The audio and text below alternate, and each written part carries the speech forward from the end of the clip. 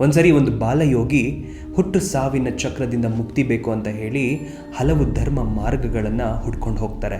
ಆದರೆ ಸರಿಯಾದ ಮಾರ್ಗ ಸಿಗದಿರ ಶಿವ ಮಾರ್ಗಕ್ಕೆ ಬರ್ತಾರೆ. ಹೀಗೆ ಒಂದ್ಸರಿ ಆ ಬಾಲಯೋಗಿ ನಡ್ಕೊಂಡು ಹೋಗ್ಬೇಕಾದ್ರೆ ಒಂದು ಸುಂದರ ಶಿವಲಿಂಗ ಅವನ ಕಣ್ಣಿಗೆ ಬೀಳುತ್ತೆ. ಆಗ ಭಕ್ತಿಯಿಂದ ಅಲ್ಲೇ ಬಿದ್ದಿದ್ದ ಕಲ್ಲುಗಳನ್ನೆಲ್ಲ ಆಯ್ದು ಶಿವನಿಗೆ ಅದರಿಂದ ಪೂಜೆ ಮಾಡೋಕ್ಕೆ ಶುರು ಮಾಡ್ತಾನೆ. ಹೀಗೆ ಎಷ್ಟೋ ದಿನ ಆ ಶಿವಲಿಂಗಕ್ಕೆ ಕಲ್ಲಿನ ಪೂಜೆಯನ್ನು ಮಾಡ್ತಾನೆ. ಒಂದಿನ ಊಟಕ್ಕಂತ ಕುತ್ಕೊಂಡ ಬಾಲಯೋಗಿಗೆ ಒಂದು ನೆನಪಾಗುತ್ತೆ. ಅದೇನೆಂದರೆ ಊಟಕ್ಕಿಂತ ಮುಂಚೆ ಶಿವನಿಗೆ ಕಲ್ಲಿನ ಪೂಜೆ ಮಾಡೇ ಇಲ್ವಲ್ಲ ಅನ್ನೋದು. ಆಗ ಮತ್ತೆ ಹೋಗಿ ಶಿವನಿಗೆ ಅಲ್ಲಿದ್ದ ಕಲ್ಲುಗಳನ್ನೆಲ್ಲ ಆಯ್ದು ಮತ್ತೆ ಶಿವನಿಗೆ ಕಲ್ಲಿನಿಂದ ಪೂಜೆ ಮಾಡೋಕ್ಕೆ ಶುರು ಮಾಡ್ತಾನೆ. ಅವನ ಈ ನಿಸ್ವಾರ್ಥ ನಿಜ ಭಕ್ತಿಗೆ ಪರಮೇಶ್ವರ ಪ್ರತ್ಯಕ್ಷನಾಗ್ತಾನೆ, ಮೋಕ್ಷವನ್ನ ಪ್ರಸಾದ ಮಾಡ್ತಾರೆ. ನಮ್ಮ ಆಡಂಬರದ ಪೂಜೆಗೆ ಯಾವತ್ತೂ ಪರಮೇಶ್ವರ ಜಗ್ಗೋದಿಲ್ಲ. ಅವನಿಗೆ ಆಡಂಬರದಿಂದ ನೀನು ಎಷ್ಟೇ ಪೂಜೆಗಳನ್ನು ಮಾಡಿಸಿದ್ರು, ಎಷ್ಟೇ ಅಭಿಷೇಕಗಳನ್ನು ಮಾಡಿಸಿದ್ರು, ವಜ್ರ ವೈಡೂರ್ಯಗಳಿಂದ ಅವನನ್ನು ತುಂಬಿಸಿದ್ರು ಅವನು ಮೆಚ್ಚೋದಿಲ್ಲ. ಅದೇ ನಿಜ ಭಕ್ತಿಯಿಂದ, ನಿಸ್ವಾರ್ಥ ಭಕ್ತಿಯಿಂದ ಒಂದು ಕಲ್ಲನ್ನು ತೆಗೆದು ಅವನ ಕಡೆ ಎಸೆದ್ರೂ ಕೂಡ ಅದನ್ನು ಪ್ರೀತಿಯಿಂದ ಸ್ವೀಕರಿಸ್ತಾನೆ ಶಿವ. ಈಗ ಹೇಳಿ